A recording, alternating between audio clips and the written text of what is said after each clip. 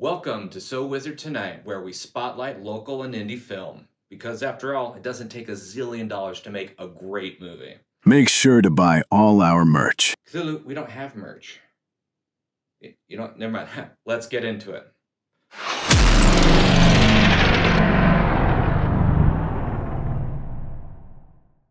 Welcome, everyone, to the most amazing show ever, or so I've been told, because I'm the one who said it. So Wizard Tonight. And tonight, I am just blessed to guest. I am blessed to hear the guest, Monica Mooresmith.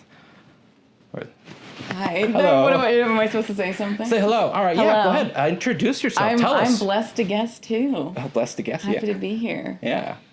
Tell us about where we can find you, kind of all the socials and stuff. I am everywhere except for Twitter or X or whatever it's called. You can find me just by my name, Monica Mooresmith, on pretty much every platform. Oh. Yeah. And IMDb as well, Monica Mooresmith, because there are other Monica Smiths, but I'm the only one in SAG that is a Moore. So that's the distinction of how you can find me. Okay, yeah. Yeah. So, more or less. More right, or yeah. less. Yeah, more or less. There we go. Yeah, all right. Well, yeah, so that's good. Yeah, so we're gonna, what are we gonna do? We're gonna have a fun time. Yeah. We're I going to talk call it about so how we're we- going to die early. Yeah, we're- Premonitions. Oh, no, well, the question wasn't if you're going to die early. It was just how, Oh, well, how do would you you imagine? Yeah. Oh, okay. My mind went to early, but Oh, early? Oh, hopefully okay. we'll see. Hopefully not, yeah. We'd love having Monica around. Although I was, the other day, so we were on set a couple weeks ago, and there were so many mosquitoes and bugs at my this thing. gosh. It was so crazy. And what ended up happening is she didn't show up the second day of filming, and my first thought to myself was, She's died. she's got eaten. Oh no. I got the bubonic plague. Yeah, just got From all the I was like, mosquitoes. oh, jeez, okay. Yeah, after those, I wasn't initially planning to come the second day anyways, but I was slightly glad because I was like, it was rough out there. Yeah. I was not envious of you guys, and everyone was getting sick, or everyone's getting allergies, right? Wasn't Kent having? Yeah, Kent- I don't know. I had to go to the store and get a bunch of allergy meds, so I knew people's eyes Oh, were yeah. swelling or something. Yeah, well, I wore thick black pants, and I was like, I was hot, but I wasn't getting bitten Oh and yeah, attacked. it was toasty so, too. It was yeah. sweaty out there. And they're all looking at me, why are you But wearing... the film was gonna be great. Yeah, that was really good. All right, so people want to know, what's your origin story? Where did you come from? My origin story. I came from a stork in the sky. I like as far as acting. As far as acting, yeah. Long story short, as short as I can make it with my ADHD, I was a very introverted, shy kid.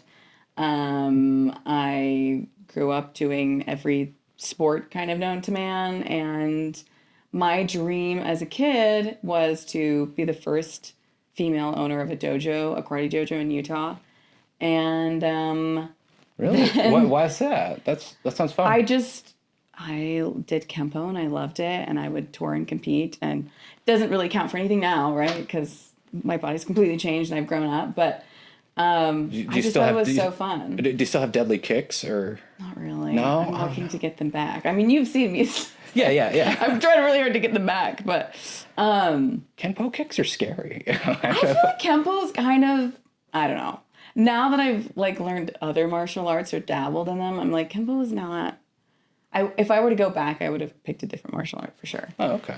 And Kempo, you had to memorize all these creeds, which were great, but I don't know. Whatever. Anyways, I just I don't know. I just experienced a lot of, I was the only girl at the time. It wasn't normal to do martial arts as a girl. I know now that's shattered and everything, but at the time, there were just always comments around well, me being a girl and you kick like a girl and you this like a girl. And I think there was just an aspect of wanting to prove that no, just because I'm a girl doesn't mean I can't be badass and good at my job. So I think it was out of also wanting to create a space where other girls felt included. And I remember anytime we did have another girl show up in the class, she wouldn't last very long, partly because she was kind of bullied out of it. Oh, that's awful. Yeah. And like that was just pretty normal at the time though. Like it wasn't, no one really batted an eye. And what ended up happening was I kind of started losing steam with it a little bit. I just felt like I loved the discipline and the structure that karate had. But at a certain point, I kind of went, like, cerebrally, it wasn't doing much for me. And then my sister, who is a performer, she's very outgoing, so talented, actress, does theater, great singer. She was doing a show called Oklahoma at the Thanksgiving Point Barn, which I don't think they do shows there anymore, but they used to do shows there. This is aging me. But she was doing Oklahoma and they needed ensemble members. And she said she'd like give me ice cream or something at like Thanksgiving Point. And if I do it. So I said, okay, bet we'll do it. And then you were hooked. Ice cream was your gateway into Ice cream was my gateway. I literally, like, my mom, like, would, if there was something that like all of us were participating in, the family talent show, it'd be like she would have to bribe me with any type of sugar. I'd do it. But I'm like, I had to be bribed because I was like, I'm terrified to perform. I'm terrified to talk to people. Like, that just was like way too much to me. But you could incentivize me with food. And I ended up loving being in this play. It was so fun. It was so fun to get to see adults play professionally. And I was like, wait, I loved playing house. I took playing with Polly Pockets very seriously as a kid. And I like loved video games, like story-based video games. Mm-hmm. And I realized, oh my gosh, I didn't know this was an option. But it was terrifying to me because that meant you had to do that publicly. But it was intriguing enough to me to go, oh, like, maybe eventually I'll try this. And yeah, that's kind of how I started. And then sometime later, I kind of just like pushed it to the side because it was really hard to do both, be so involved in all the sports I was doing, just because that like takes over. It's so time consuming. Yeah. And theater is also very time consuming. But then a charter school that is no longer a performing arts charter school opened up, and I also, side note, was homeschooled. And so for me, it was like my parents were like, hey, told, my siblings and I, like, there's this performing arts charter if you want to try it. Seems kind of cool. And I was like, okay. And they were like, if you can drop out if you hate it after the first week. And I said, all right. There was no real risk in trying it, other than like it was daunting to me because I was like, well, are these theater kids going to be mean? Like, they're going to be super outgoing, and that's going to be a challenge for me and all that stuff. But I ended up going, and I loved it. And then I didn't realize I had potential in performing and acting. I just had no idea. I was like, oh, I guess I have some abilities here, and maybe this is... It challenged me emotionally and cerebrally in a way that I wasn't getting from just doing sports. And so from there, I started, and then, yeah. Yeah. So what I'm hearing is that you actually, it sounds like you had like a lot of stage fright back then, and maybe now and stuff. Yeah. Like, how does that go? How does that work with you? Or how do you do that? I don't think it ever goes away. Yeah. At least for me, it doesn't. I think I mitigate it now, but I think it's always funny when people say like, oh, well, I guess now you'd say it's like camera fright or something, because I don't really do stage work anymore. But people always ask like, oh, well, you've been doing this for a while now, so like you probably don't get like stage fright anymore. And I'm like, no, I absolutely do. I definitely do. That little young person is still a part of me. It's just kind of exposing yourself over time, and in spite of the fear, doing it anyways. And then also, I think the beautiful thing about acting, and why I specifically really love film too, is that in a way I can take whatever I'm feeling, and that's just going to be a part of whatever the performance is. Mm-hmm. And I think you kind of have to show up authentically and like, you know, half the time too, when you're playing a character, there are stakes and a fear is a part of that. And so I'll just go, you know what? That's like, I'm scared right now. And so is my character. Well, that works out. Great. Perfect. That's actually fantastic. I'd never actually thought about it that way, where at least the fear part, because I usually try to push it away or just I do something with it. Well, and it's not, I think pushing it down, a lot of the things that I was taught to like ignore stage fright weren't helpful to me, because it's kind of like, don't think about pink elephants. It's like telling someone not to think about pink elephants. You're going to think about it. It's going to get worse and it's going to build, instead of just like kind of, we were talking about OCD earlier and exposure therapy. Like you kind of have to fully expose yourself to it and just kind of accept the fear that you're feeling and be comfortable enough to sit in it and all of the symptoms that come with that before you can mitigate it. But like shoving it down never helped for me. And I feel like so many people, I think if they just have like a normal amount of anxiety around performance, like they can do that, but I couldn't. Like it was too all encompassing. Like I had to face it. Otherwise I would just literally shut down and like freeze and not be able to talk or do anything. That is fascinating. I feel like I had a kind of a similar experience. I would do improv comedy, and I'd always get nervous, and so I would just shove it away, and then it was like it was a different person, or like it was like being blackout drunk. I just would wake up after the show, and I had no idea what happened, and then if somebody recorded it, and they're just like, "Daddy, you killed it! You killed it!" I was like, Yeah, I meant to do that. Yeah. That's how it always felt, and yeah. I don't think it was the healthiest way of going about it, though. I don't. Well, I think it's hard because anymore. I think not a lot of us are taught like the mental health side of things, and we're kind of just told to perform and put on a facade. But I think the older I've gotten, the more I've realized it's better to shed than to put on, because then you do like kind of black out or disassociate, and then what's the point if the experience is ruined or you don't get to experience the experience of acting? Then it's like, why am I doing this job? Why don't I go do a desk job and disassociate, you know? Oh, yeah. So I want to like fully experience what's happening because I love this thing. So I want to take advantage of all that I can. That's wonderful. Yeah, no, I've seen you act, and it works really well. I think what you're doing is fantastic. Thank you. Yeah.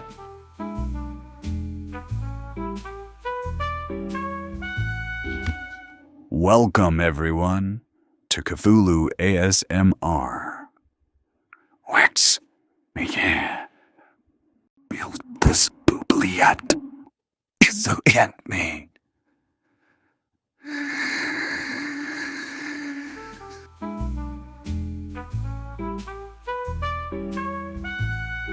What's going on? What do you got coming out? What is going on? What's going on in film for you? I mean, Well, I think a lot of us, if you're an actor, you know that oftentimes we're left out of the loop of things. oh yeah. But I do have 2 films coming out either like this fall or January, and I'm not totally sure which it is. So there's one called Crom, Curse of Crom. Oh my gosh, what's the sequel called? I should look this up. Because now I'm mixing up. It's a sequel, so it gets confusing because it makes up the original. Is Reckoning in the name, or? I don't think Reckoning's in the name, but that would have been a good one. Curse of Crom. Okay, well, it doesn't even say here. What is it? Curse of Crom something.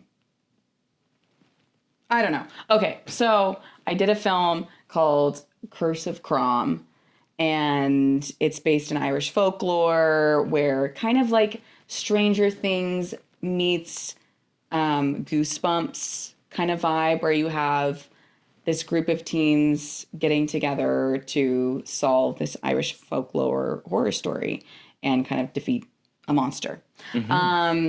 And that ended up doing pretty well. We had it on Amazon Prime and Tubi and some other places. I think it was Hulu for a second. And so we decided to make a sequel, but this time we actually got to go to Ireland to kind of really dig into Really? the real lore that we were exploring. So we actually got to talk to like the locals, and it was crazy because you'd run into any person in Ireland and they'd be like, "Oh, let me tell you about the Banshees. Oh, Crom, I know about Crom. Let me tell you about him. Oh, you know, Wait, there they know were. Crom's not made up? Oh no, Crom is like based in Irish folklore. Okay, what is a Crom? Well, you have to see the movie. I can't spoil it. Okay, don't. Go watch the movie, and then you'll experience, because we also have to discover who Crom is. Oh, okay. But people knew about him? dangerous. People knew about Crom? Yeah. I was shocked. I was like, they're all, and granted, we were like in the countryside, so I don't know if you went to Dublin, if that would be the same, but like out there it was kind of like everyone knew their culture and folk songs and folklore, and I don't know, there was a lot of like, I just felt like they weren't on their phones. They were like actually reading books. And I was like, this is amazing. Just really Incredible. taking apart in their own culture Yeah. and just loving it. Oh. So anyone I ran up to could, have a dissertation on it.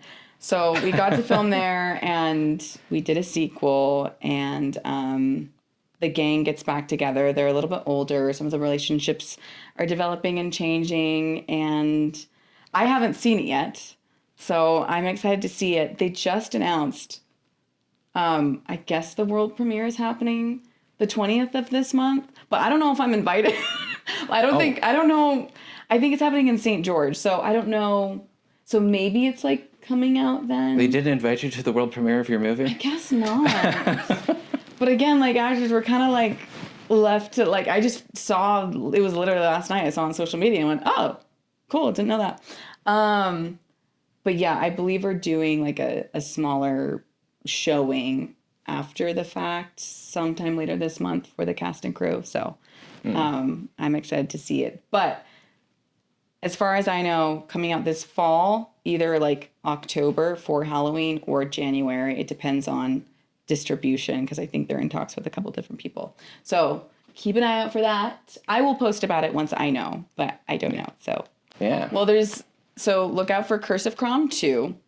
And then this fall as well, there's a movie I did called Princess for a Day, which is very different from Crom.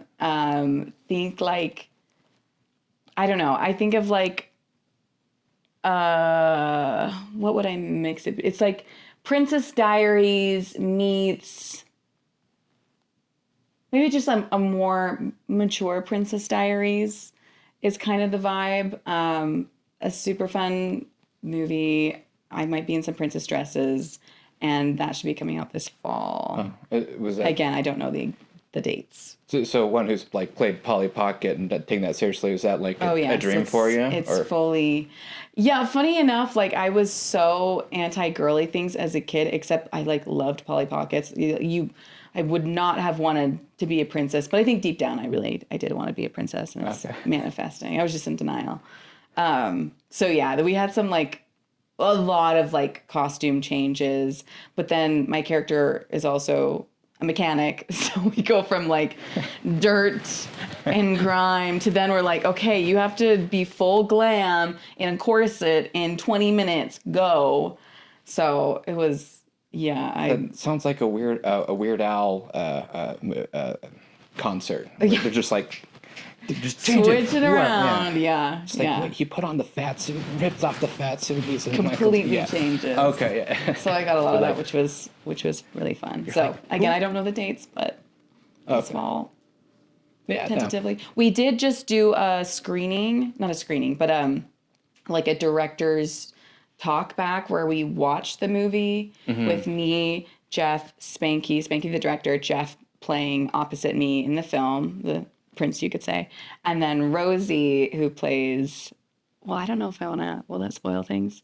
She is Jeff's daughter in the film, and she's also just an amazing little princess. So we watched the movie back and did commentary. So that should also be out soon that people can watch. Oh, that sounds really exciting. Yeah. Yeah. What was like your favorite part of that one? I think, honestly, and I feel like Jeff and Rosie would say the same thing. I feel like when we've done interviews, it's kind of, we've echoed back the same sentiment of like, here's the thing. We all know when you're making a film, an indie film on a small budget, it's inevitably going to be stressful because you're on a timeline and you can't afford to like go outside of that scope. And so there's like stress because it's like we're shooting, I don't remember how many pages we were shooting in a day, but it was a lot. And especially for me, like, and Jeff and Rosie, most of the film was us three. And so it's just like pages and pages of, I have so much dialogue that like to keep everything straight was crazy. And then on top of that, like everyone ended up getting sick. So then like I'm like chugging tea in between takes and cough drops. I have this huge princess dress and I just like anytime like we'd change wardrobe, they're just cough drop wrappers. They would just drop everywhere because I was just stuffing them in tissues and like They just had to like maybe edit one or two out during the post. Oh, It's like, I'm crap, there's a sure. wrapper. And all the sniffles. And it's like, you know, trying to do these romantic scenes. And it's just like either me or Jeff, it's just like, oh, there's snot dripping down. And you're like trying not to sniffle. And it's just, I think it's fortunate watching it that it's like, oh, it's really sweet and romantic. But like filming it was like, there's so many hurdles you're having to overcome.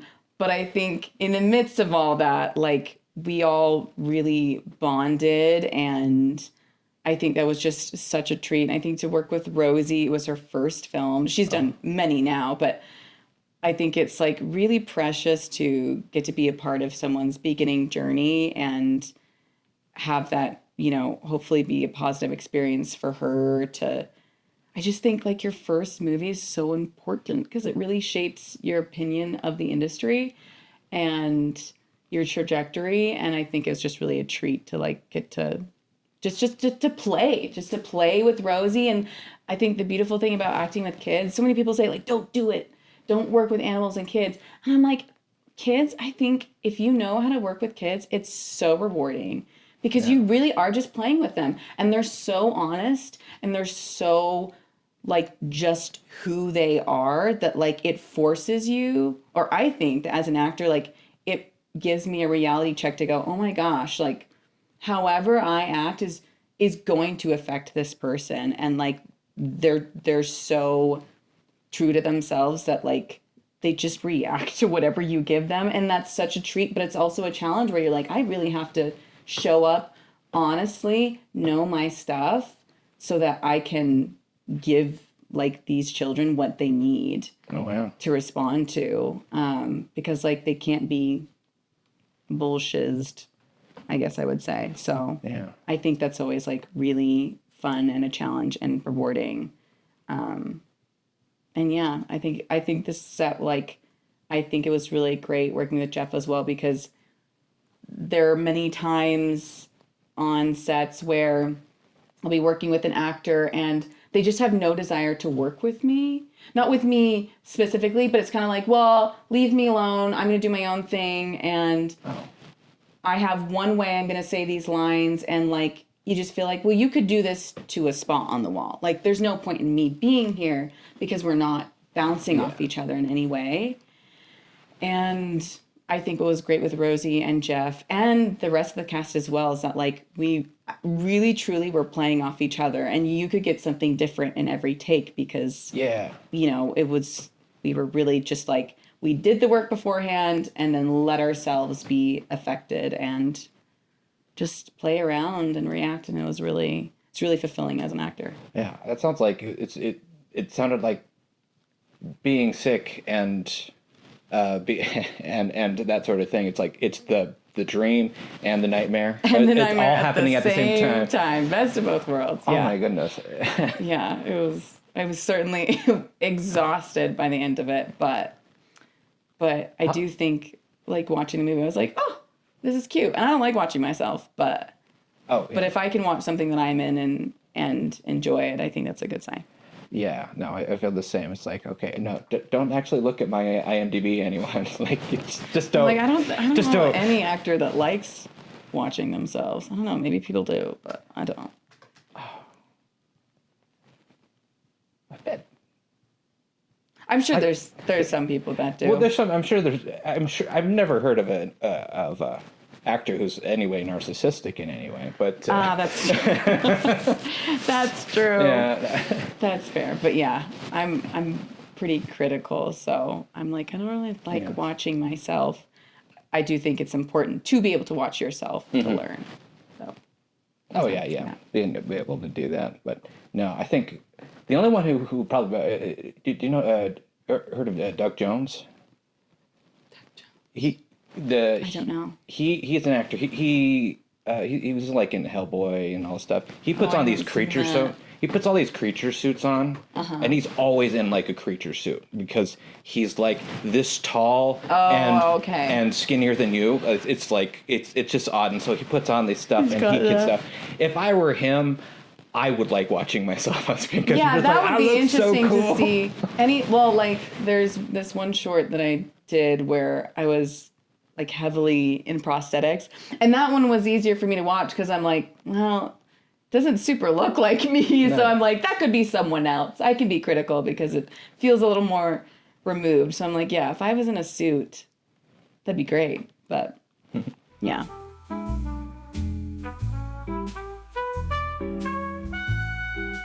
Walls. And the walls praise back. Do I even want to ask? I'm using my amazing ASMR voice to bring in millions of dollars, and I don't appreciate your attitude. Anyway, where was I?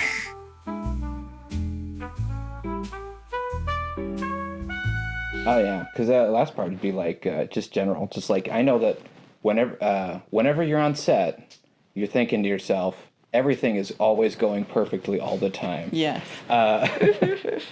I was just wondering, do you have like any interesting stories along those lines of just like, yeah, everything went perfectly? Yeah, not really. Of like bad things that have happened. Oh yeah, those are always the best, right? Oh, I'm trying to think. I mean, I've had some wild stories. I'll try and pick one that's not like too traumatic. Because I have some not good ones. But I think some like more like we can look back at it later and like laugh. I mean, speaking of Princess for a Day, poor Rosie. Okay. Such a trooper because I'm in this giant dress. It's huge. I've got petticoats. Like I am a pumpkin, and I'm also in these little tall heels with not much of a heel, and the heels slanted because I've like worn them to the ground. And we're in this big mansion in Utah, this beautiful house with like these shiny floors that are just so squeaky. So I'm trying not to squeak everywhere, and they're slippery. And I'm also like, my character is not used to wearing heels, so I have to be like, I'm constantly falling, but it's like intentional or like almost falling. But I don't have a great peripheral role because also I have these giant sleeves. So like if you're shorter than 5 foot, I can't see you. Just like that? Or? I have no vision. So at one point, my character, I don't remember what the scene was, but I'm like running down this hallway and like Rosie's supposed to be on the side of me or something, or she like comes out into the hallway. It's kind of a blur, but somehow like she ends up like, I end up lining up with her and I don't see her. And I just like, I wasn't supposed to fall, but I didn't see her. So I just, boom. Oh no. Full on like body slammed Rosie to the ground. And still was like, where is she? Where is she? Like, we can't find her. She's like somewhere in my skirt. Her muffled screams, help, help. Oh my God. Literally, it was like, oh gosh, I felt so bad. And she just like, the thing is, she took it like a champ. I was like, if I was her, I would just be like way more fussy about it. But she like pulled herself together, and mind you, she already, I don't know what she was injured from, but before we started filming, she had like her arm in a sling. And so she'd have to like take off her arm protection because she was already injured. So she was just like getting beat up, and me, you know, being an idiot, like didn't see her and pummeled her. And like, anyways, it was like really sad. I felt horrible, but she was a champ. She got herself together, and like we kept rolling on. And now it's funny. Now it's funny because now she'll laugh at it. Now we'll all laugh at it. But like, gosh, it was so bad. It's amazing. But sometimes stuff like that happens, especially like when you can't see and you have this huge dress. And I just felt like there's so many times my character is like knocking stuff over, but there's times I myself was like, oh, sorry, I didn't see that vase there. Ugh. What do you do? So that was funny. It was funny now. Oh my goodness. So sorry, Rosie. We're still friends. She doesn't hate me, which it'd be fine if she did. Another thing that happened. It's just like trauma for life, though. Trauma for life, just like, man. I'll never be in sheets again. Get smothered. I know. She's like, if I ever see a girl in a pink poofy dress, I'm gonna run. Yeah. I've given her PTSD for sure. A fun, like, coincidental thing that maybe is like less traumatic. It wasn't traumatic for me. It was traumatic for Rosie. But during Crom 2, trying to think of like applicable things, we actually added a whole entire scene that was not originally in the script when we went to Ireland, because one of the nights, like, we all wanted to like go and experience an Irish pub just to like see it. And we ended up like, we were, what town were we in? The closest actual city to us was Shannon, and I don't remember the name of where we were. It was kind of in the middle of nowhere. And we found this like little pub. We were trying to Google stuff. It was hard to like Google stuff because no one had any websites, because this is like country. And we find one pub. We go there and we're like, it's closed. There's nobody here. Okay. And then some guy comes out and he's like, oh, do you want to come in? And he like opens it up for us. So I guess it's kind of like, if you're there, we'll open it up. And I guess we were a little early, and Google said there was food there, but there wasn't. So we kind of just like went there and drank water.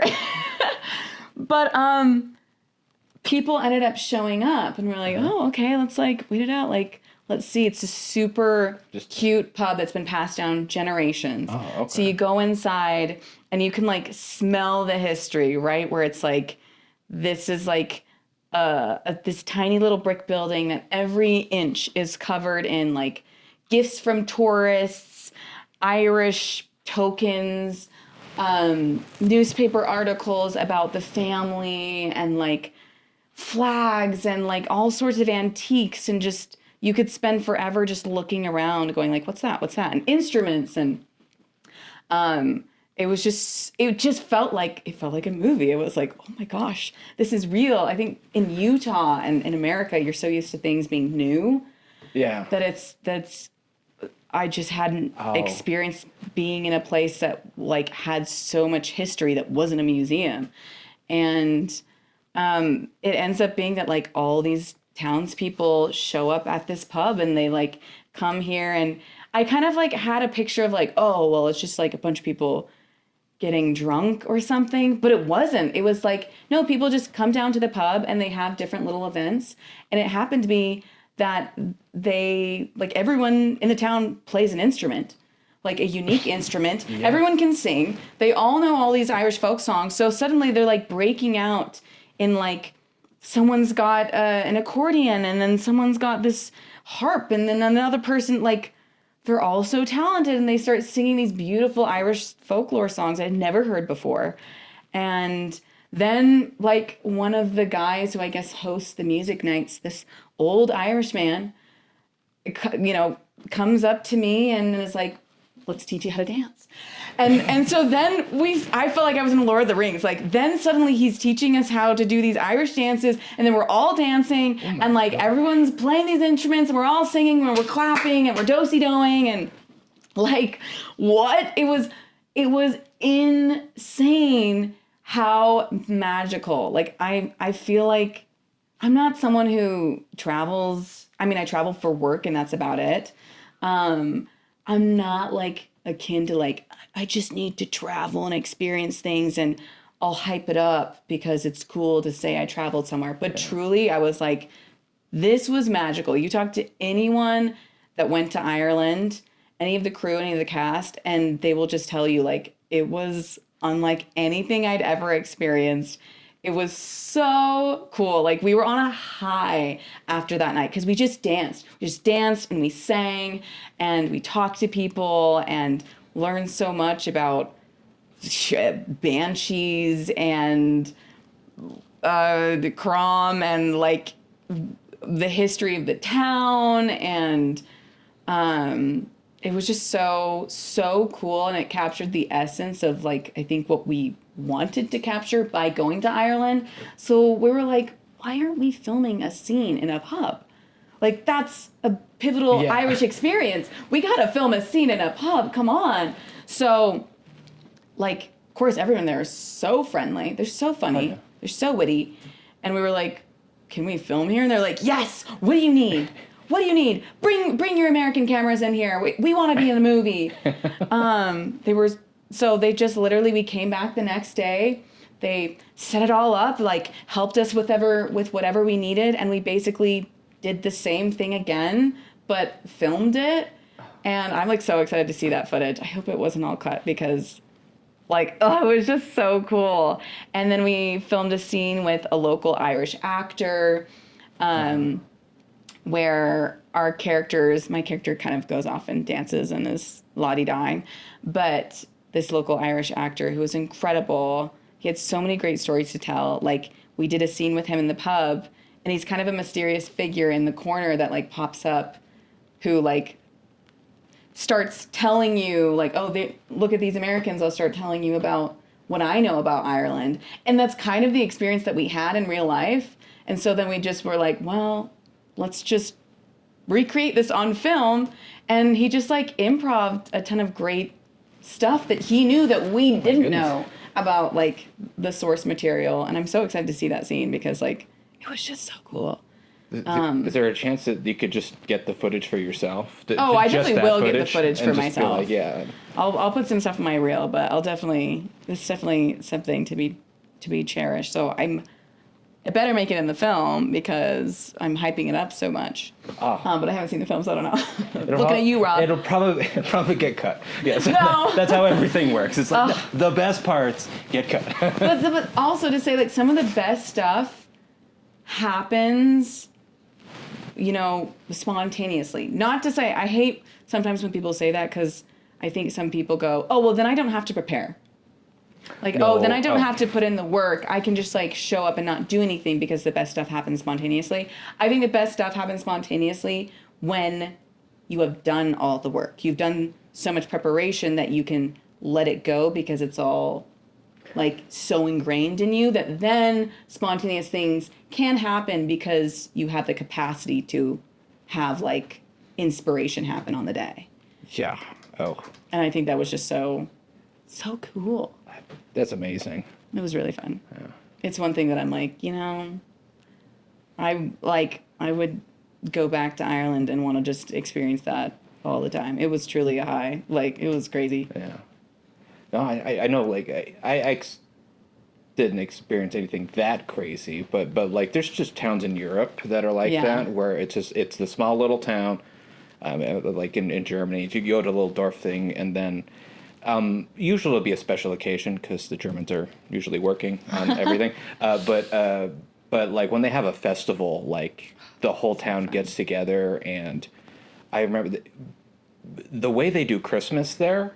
It's like it's more like it's almost like its own Renaissance fair. There are people in like the old medieval dresses and like stuff going around. There's like pubs, drinking, and all this stuff going around. Everyone is singing songs. Like the whole town. That's why I'm like, It's like the singing sense of together. community was so cool to experience, because I'm like, I haven't experienced that here in Utah, where it's like you could just go and have a connective experience with a bunch of people you've never met before. Yeah. And like even like some of the people, like I would just sit down and we could just have a chat and talk about philosophy and life and death, and it was like, wow, that was very enlightening. And I'm like, I'll probably never see you again, but it was like crazy. It was amazing. But I've also never been to Europe before. That was my first time. Oh, okay. So like that European culture, I guess, was completely new to me. Yeah. But I guess Irish culture could also, it depends what part of Ireland you're going to, because there's also Northern Ireland and Southern Ireland and yeah. the Brits and It's kind of like, I think but- the rule is about 600 years. If you have a place where a family has lived at the same place for 600 years or more, like, because that's where all the places in Europe and across Asia and stuff, like, it's a whole different thing. The sense of community and everything, the cultural fun things they do there, and it's just like, it's so magical. It is. Well, and then it made me look into like my lineage too, because my dad's MacArthur, which I guess there's like Irish and Scottish, and Celtic stuff can be both. I don't know. I've been looking into it, but I found out, which I didn't know, that like, I know my dad had alluded to like, oh well, there's like royalty, whatever, something within my lineage, but I found out that my great some amount of greats grandpa is the man that Arthur is based on, King Arthur. Really? Yeah. Like the folklore around Arthur is based on the MacArthur clan, which is Really? yeah. I thought those were mostly French stories, like taken. Well, I mean everyone has different iterations of it, Oh, but yeah, it's taken from according all over, to my clan has a whole website. According to them, like they claim King Arthur, like a lot of the stories match up with on most. Okay. the like Yeah. the King Arthur stories. Yeah. No. Okay. When I said that the French side, I was just like, oh wait. I realized. Yeah, you're probably right. So everyone just like, yeah, no, that's our story, because my family's all French. So it's Oh like, really? yeah, Okay. yeah, I don't know. I don't think I have any And so French in me. I don't know much about that. French and Scottish. Okay. Well, Yeah. the Scottish. No, oh yeah, like if anyone is from Scotland, they would know about this, but like my grandpa and grandma, one was from the Campbell clan, and the other was yeah. from the Moss clan, and Oh. they the fact that they got married was like Scandalous. they went to Scotland back, and people wouldn't talk to them. Like you're just like, oh, you married. You who did you marry? Oh yeah, wild. it's a big deal. That's so Yeah. funny. But it's crazy to see like how, I don't know, I think going back to like the experience, I think what was lovely was the connection. I think film can ideally bring that type of connection that like brings up these conversations and makes people ponder or like think about like their own history and their own culture, or I think it can be really connective force, which is why I like doing it. Film and story is what it's all about, and that's what makes the culture happen, makes it go. I love it. It's important. All right, Monica, you are a delight. Thank you so much for coming. I think we're going to wrap up now. Great. Go ahead and talk to the camera and be like, tell what all the socials again, and Okay, to this one? Yeah. Well, either's fine, but Is there this one's one closer. for- This one will be Okay, closer I'll do on that you. one. Yeah. So I'm Monica Moore Smith. You can find me on Instagram, TikTok, YouTube, just under Monica Moore Smith.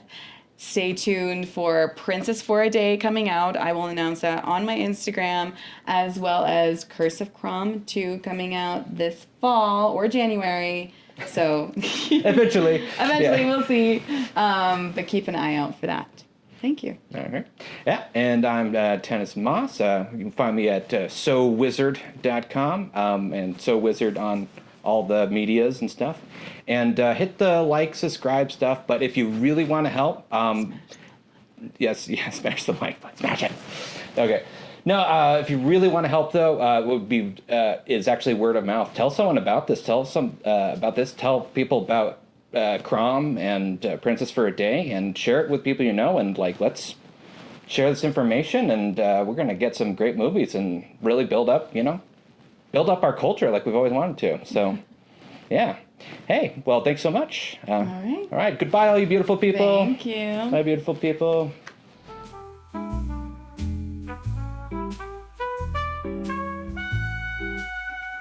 Worms will not dumb. Only your ear. Only your ear pressed against the clay. SF. SF. I am